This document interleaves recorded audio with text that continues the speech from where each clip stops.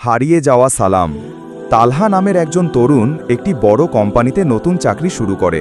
প্রথম দিনেই সে খেয়াল করে সবাই ব্যস্ত, মুখ গোনরা, কারো কারো মধ্যে ঠান্ডা বিরোধ। সে ভাবল, কি অদ্ভুত, একসাথে কাজ করেও কারো মুখে হাসি নেই।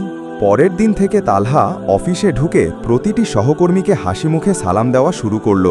আসসালামু আলাইকুম।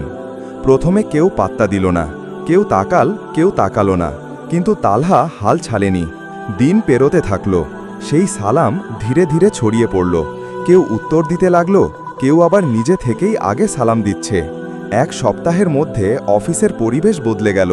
মানুষজন হাসছে, একে অপরের খোঁজ নিচ্ছে। তালহা একদিন কাঁধে হাত রাখল এক সহকর্মীর।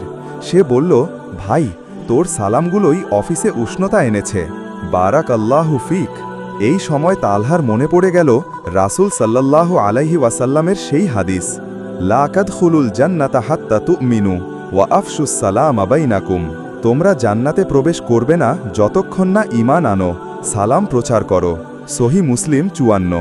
এই ছিল হারিয়ে যাওয়া সালাম, এক ছোট অভ্যাস যা বদলে দিতে পারে চারপাশের মানুষদের মন।